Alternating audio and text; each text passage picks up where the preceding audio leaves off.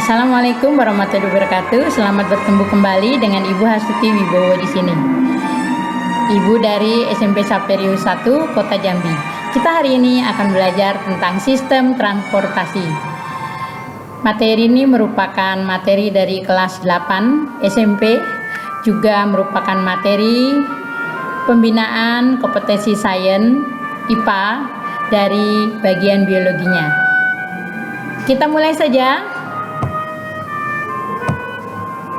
Transportasi pada manusia. Transportasi pada manusia, maka kita harus mempelajarinya dari jantung, paru-paru, pembuluh darah, dan sistem peredaran darahnya. Kita mulai dari jantung. Jantung terdiri dari 4 ruangan. Ada 2 serambi atau atrium dan 2 bilik atau ventrikel. Antara serambi kanan dengan bilik kanan dibatasi oleh katup 3 daun, tricus pidalis.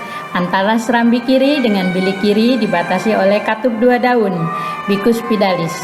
Serambi kiri menerima darah dari paru-paru, sedangkan serambi kanan menerima darah dari seluruh tubuh.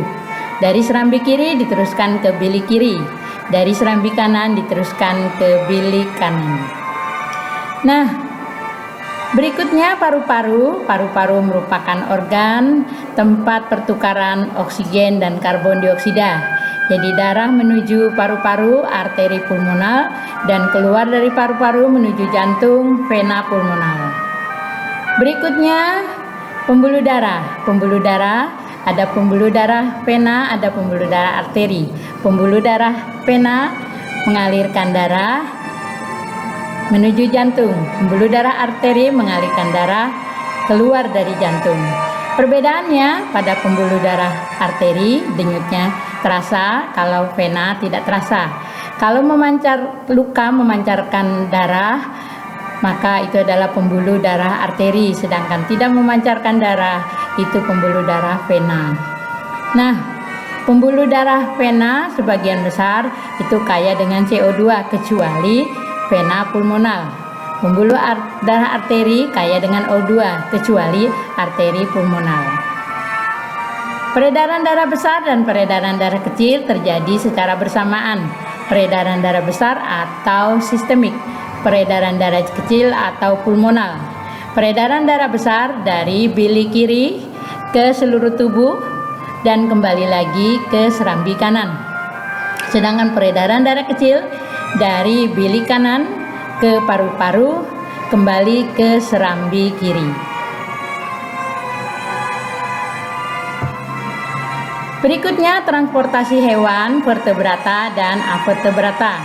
Pada vertebrata kita lihat pada ikan. Ikan transportasinya tertutup dan tunggal. Dari insang ke seluruh tubuh, kembali lagi ke insang. Lalu pada katak, jantungnya terdiri dari 3 ruangan, 2 serambi dan 1 bilik. Jadi peredaran darah besarnya itu dari jantung ke seluruh tubuh, sedangkan peredaran darah kecilnya dari jantung, kulit atau paru-paru, lalu kembali lagi ke jantung. Sedangkan transportasi pada avertebrata kita jumpai pada cacing. Pada cacing itu dari pembuluh darah dorsal, lalu lengkung aorta, kembali lagi ke pembuluh darah ventral. Lalu berikutnya transportasi serangga, transportasinya terbuka dari jantung pembuluh, lalu ke bagian aorta, lalu ke sel-sel tubuh. Berikutnya kita lanjutkan ke transportasi pada tumbuhan. Transportasi pada tumbuhan itu dilakukan oleh floem dan xilem, ada di akar, batang, dan daun. Nah, transportasi melalui xilem mengalirkan air dan garam mineral dari dalam tanah, sedangkan floem mengalirkan hasil fotosintesis. Nah, sampai di sini dulu perjumpaan kita. Sampai jumpa lagi, jangan lupa subscribe, like, and share. Wassalamualaikum warahmatullahi wabarakatuh.